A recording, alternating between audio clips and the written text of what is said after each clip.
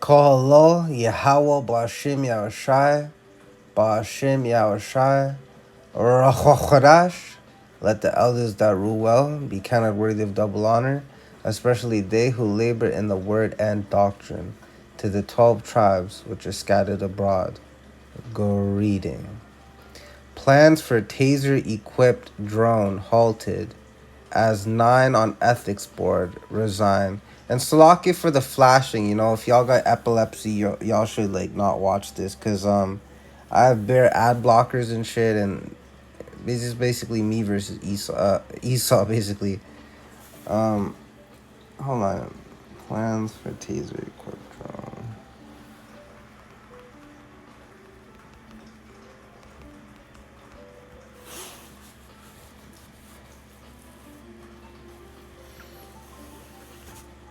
All right, here we go. So Axon, the company best known for developing the taser. Goddamn, wow. Said Monday it was halting plans to develop a taser equipped drone after a majority of its ethics board resigned over the controversial project. Alright, let's look up the slave definition of ethics. Moral code, moral principles that govern a person's behavior or the conducting of an activity.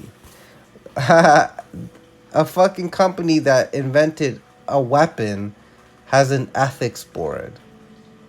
How hypocritical, right? But that's Esau Edom for you. The name of the so-called white man.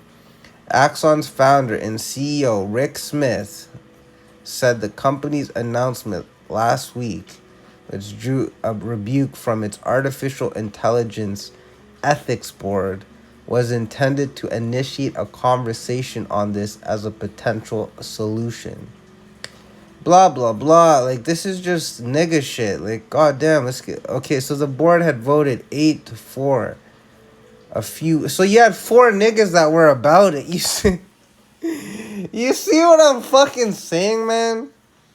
Like, you had 4 niggas that, despite all this shit the atmosphere in the room, the atmosphere of people, because you could have had Jake, like a board member to be Jake.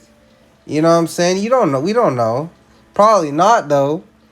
You know what I'm saying? Because this is the motherfucking taser. Like, damn, y'all know the taser? Like, whoa, right? So, taser. And then y'all know drones. So, slap the two together. Sounds like some goddamn Terminator shit. Because, as I learned from my elder Malak Maganya of Great Millstone, like, these people in the world are motherfucking hackable and moddable, and so is, like, all of Esau's technology. So imagine, you know, Amazon were to hypothetically buy, like, 10,000 of these things, to, like, have their delivery things equipped with tasers, right? To ward off, like, would-be, motherfucking, robbers and shit, right? Because niggas, man, right? So yeah, so then the nigga comes through, pulls out the 9, and then the drone gets hacked by another nigga that had beef with the nigga. You know what I'm saying, yo? You see, it's all hackable. It's all just like his warning labels. It's like it's all bound to fail. Like, it's not 100%. It's fake. It's fugazi. It's faker than fucking shit you get at a Chinese flea market, man. Like, god damn. All right.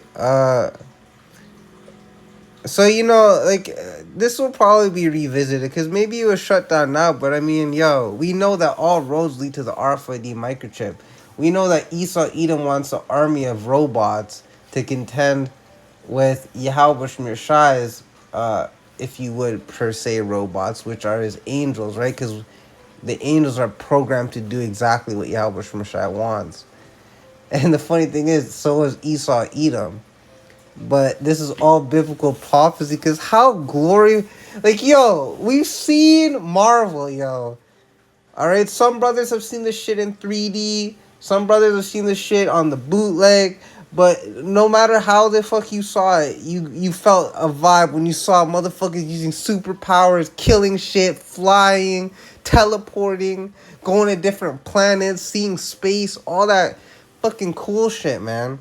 Well, guess what? What's gonna happen between the angels and Esau, between righteousness and wicked, is gonna be way better than that, yo. And Lord wills, we get to be a part of that. You know what I'm saying? So let's get the script. This is Leviticus 24:17. And he that killeth any man shall surely be put to death. You know what I'm saying? Like, it's ultimate, he that leadeth into captivity shall go into captivity.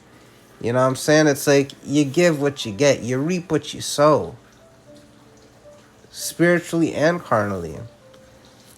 All right, so we know that this is company. A taser is a weapon, and a taser it is a lethal weapon because despite what they try to play it down in cop TV shows and movies, and they make it funny where the nigga gets tasered and foam comes out of his mouth and shit, and everyone laughs and shit, right? But in real life, you have people with weak hearts, weak systems, weak this, weak that. Like a slight shock can kill them.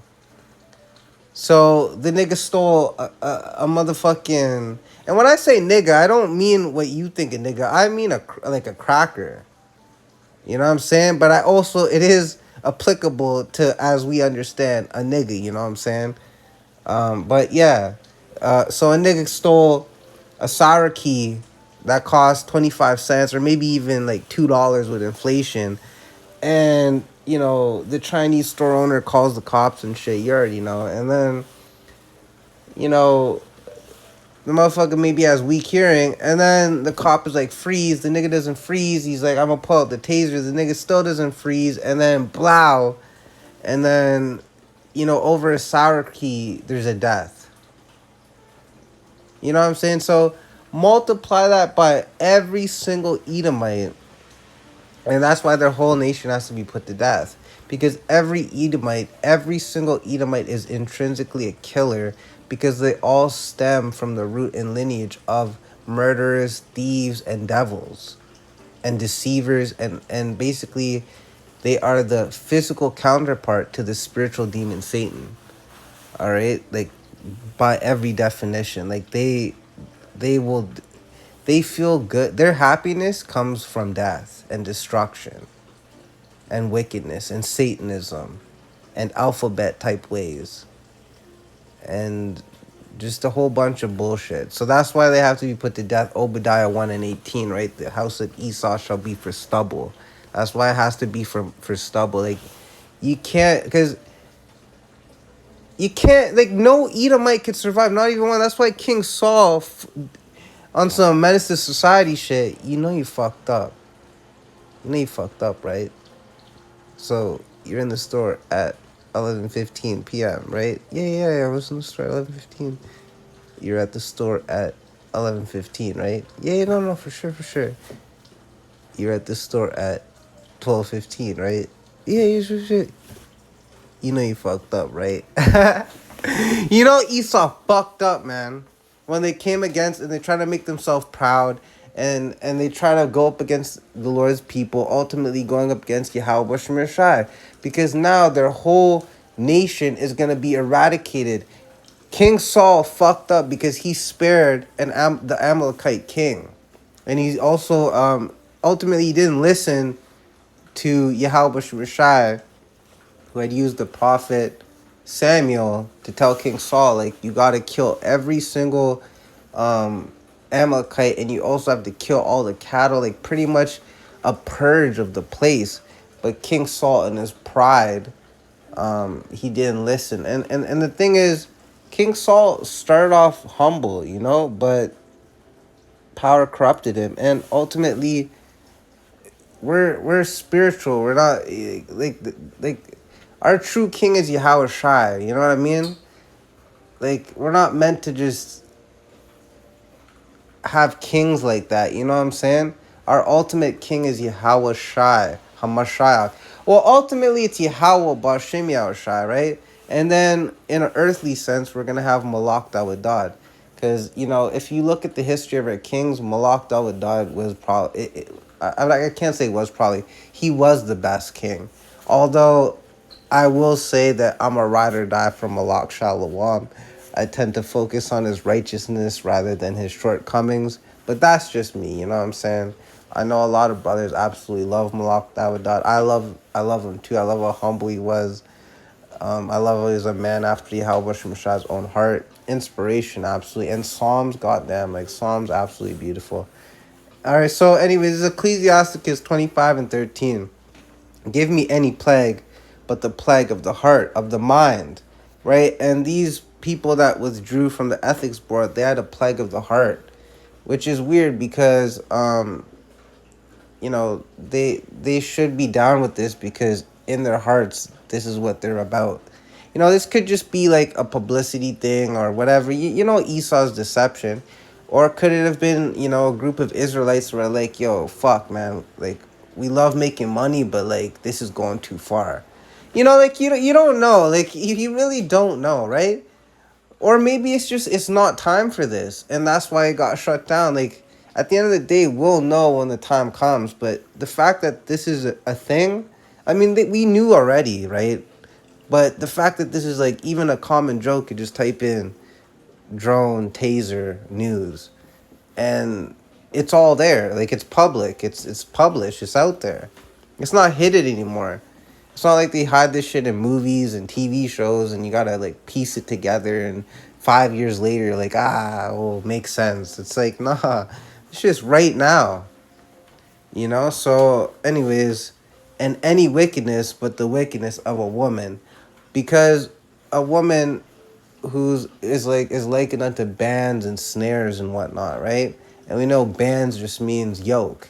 So a woman, like, pretty much, you see it around you.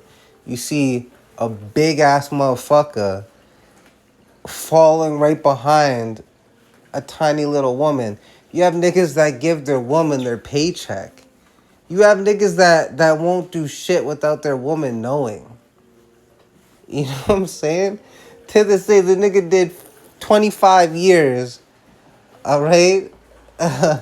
He knew O.J. Simpson's dad's uncle or some bullshit, you know what I'm saying? Okay, that's impossible, but you know what I'm getting at. He knew this person, he knew that person, but then as soon as he gets out of the jail, under the woman's thumb. You know what I'm saying? Because a woman, you already know if y'all dealt with a woman. And if y'all have dealt with the Israelite woman, and if y'all have dealt with a Southern woman, and if y'all have dealt with a a Judite woman, whoa. God damn, I pity the fool. But but if y'all dealt with the Israelite woman, you know that like they do that shit that they do. And it makes you be like, God damn, like, what the fuck is going on? It's just some next shit. Like, I can't describe it, but you know what I'm talking about, right? If you're not careful, though. But then if you have the scriptures in you, then you're able to navigate it, right? You're able to be like, you're manipulating me, or you're trying to. Okay, I'm just going to ignore you. Or, oh, I see what you mean when you say you love me after 3 days. You're trying to trap me. I see. It's like, you know what I mean? But then, niggas that don't know, if a bitch says she loves you after 2 days of knowing you, like, he might be like, wow, like, she really loves me. And, like, y'all didn't, like, even experience nothing together. You know what I'm saying? So it's like, you know. But when you have this word with you, it's like you're past all that shit. Like, you don't need to watch Black Ram or fucking whoever else nigga is talking about whatever the fuck he's talking about. All you need to do is just, if Yahweh Shemshah is working with you, everything that you need will be added onto you without you even having to worry. All you gotta do is just keep doing what you're doing in truth and sincerity, all right? Basically, emulate Yahweh Shai to the best of your ability, all right? Treat others how you want to be treated. That is what you gotta do. Just treat others how you want to be treated.